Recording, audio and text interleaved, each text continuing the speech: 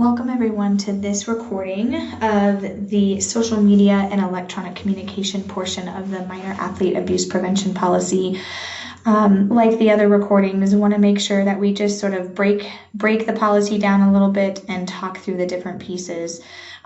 This section, the social media and electronic communication, has caused a lot of just questions to come up, and how do we make this apply, and how do we do this?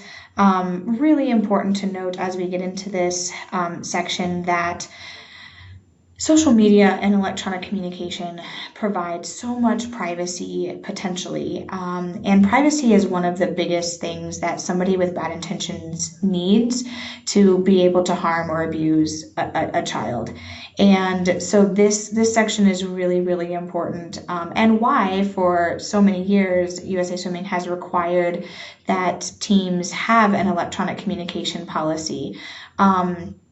Most of the cases the serious cases that we get that come through our office or even with the center have some type of a component regarding social media and electronic communication. And so we know that this risk area is one that is really important to talk through and to make sure that you have very clear expectations around. So to talk through this, there are 5 different areas in this portion of the Minor Athlete Abuse Prevention Policy that we will talk through here on this recording. So the first content, this is really simple and hopefully pretty straightforward, but all electronic communication should be professional in nature. This really comes from the model policy before that we've had, which talked about TAP. Everything should be transparent, accessible, and professional. And that's really, really important. Again, making sure that things aren't crossing that line, which it makes it really easy when you have privacy to do, because social media and electronic communication can be so private. So the expectations around this are really important. Hopefully there's not much question around this part of the of this section. The second piece here, open and transparent. Again, this goes back to some of the best practice expectations that were in our model policy before. Here, what I'll highlight is that if there's going to be direct communication between social media or between electronic communications or any way with only one minor athlete, the legal guardian must be copied.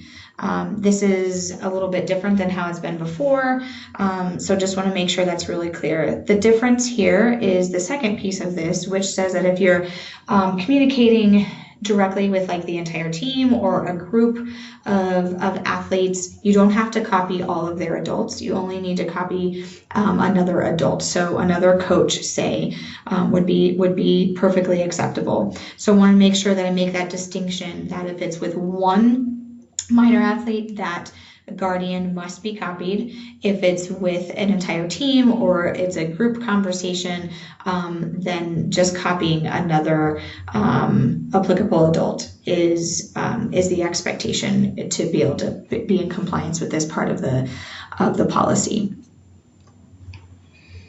One way that, and there's been question around, parents don't want to be copied on everything, or they they're going to get overwhelmed, or this takes away athletes, being accountable for their own expectations, for showing up to practice and being prepared and all of that kind of stuff. Absolutely understand that, but just important to remember and keep in the back of our minds that, again, this is a place, social media and electronic communication, where it can really snowball to get to a place that's not appropriate. And so setting those expectations from the beginning is really good. One thing that a coach, an example that they have given us as to how they have done this is for them to get an email address from the parent and be able to send the communication that way, even if it was just the text messages, which will go to the email. But then that way the parent's phone isn't, blowing up with a communication, but they can still be able to check and see, and it's open and transparent, and see what that conversation is like. So that is one, what I call solution, to this piece of the policy, to hopefully account for some of the concerns that we have heard. So again, just a creative solution into some of the stuff that is coming up. The third piece here, request to discontinue. Of course, legal guardians can do this at any time, and request that the applicable adult not communicate through electronic communication with their athlete. And if this is done, then the team just has to abide by it. And so this is pretty straightforward. The fourth piece, which has also caused a lot of just question, is in regards to the hours. So the electronic communications must only be sent between these hours. So it's 8 a.m. to 8 p.m. Of course, unless those emergency circumstances come up. Those emergency circumstances might be something like practice is canceled, or there's a weather issue, something like that, where of course, for a morning practice, you're going to need to let them know before 8 a.m. that they don't have to come, right?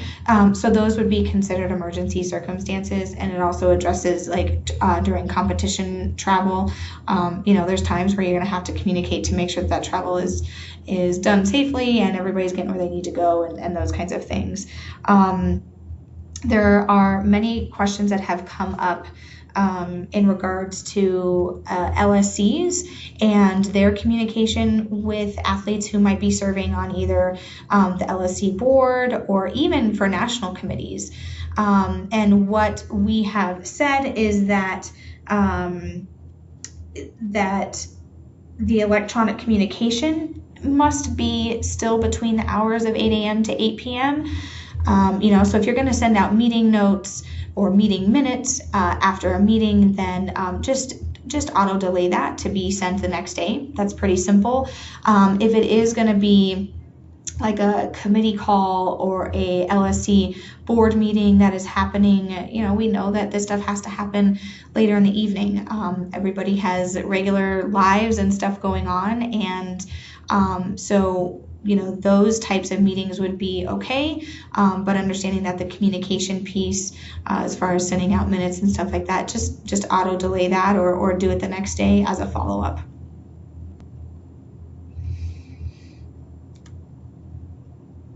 Prohibited electronic communication. This is going to be around the social media connections that are happening.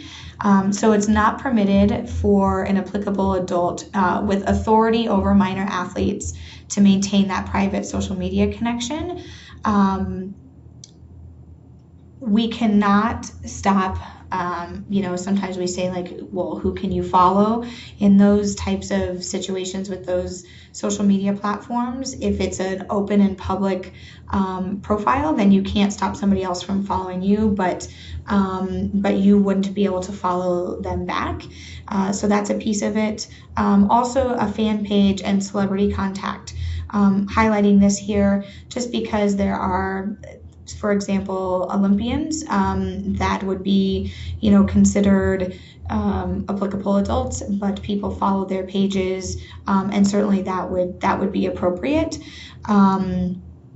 And so wanted to make sure to highlight that piece.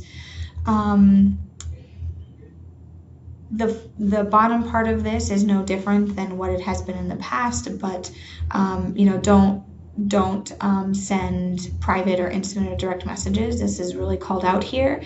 And a big piece of the electronic communication, that has come up is in regards to those adult athletes. So adult athletes, the 18-year-old that still has friends, on the team that are 17, 16 years old, or even is maybe dating somebody that is younger than them, but they are 18.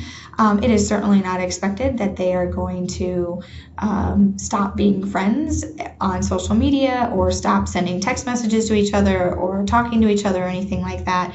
The key word here would be applicable adults with authority over minor athletes. So in most situations, those 18-year-olds are not going to have authority over those minor athletes, their friends, their peers.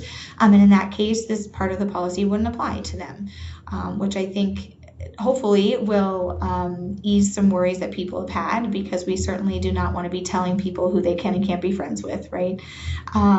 Where this would apply still is, say that athlete is a junior coach. That changes that authority over piece.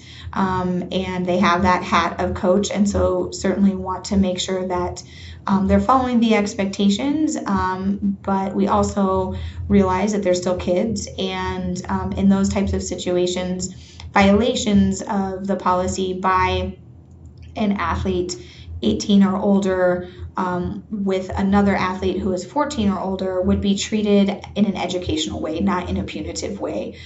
This is consistent with just as sort of a little bit of a parallel where you might find Romeo and Juliet laws in certain states, where we understand that there's a certain age difference that would be more acceptable to have those communications and those connections. So again, not trying to kick kids out of the sport for having friends and communicating with them. So that would be handled in an educational way. Some of the questions that have come up with this are on our FAQ, but I'll just highlight a couple of them.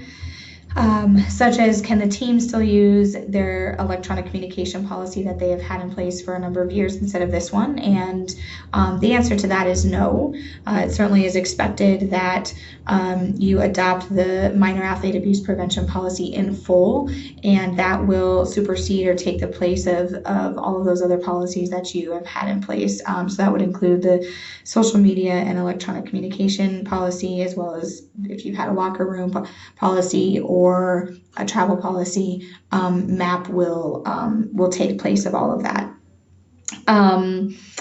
Is a telephone call considered to be an electronic communication? We cover this in the one-on-one interaction recording, but it is seen as a one-on-one interaction. So a telephone call between an applicable adult and a minor athlete must be observable and interruptible by another adult, outside of those emergency circumstances. So just reiterating that, really good to do it in a place where somebody else can observe or interrupt if they're hearing something. And if you can't do that as the applicable adult, then having the athlete be in a place where, say, their family is around or something like that. There is not the opportunity to, again, back to the hours, change the hours of the electronic communication. It is an 8 to 8. So in the past, you were able to change that based on your own team's electronic communication policy. With MAP, you are not. So those are some of the big questions and the pieces that have come up here with the electronic communication.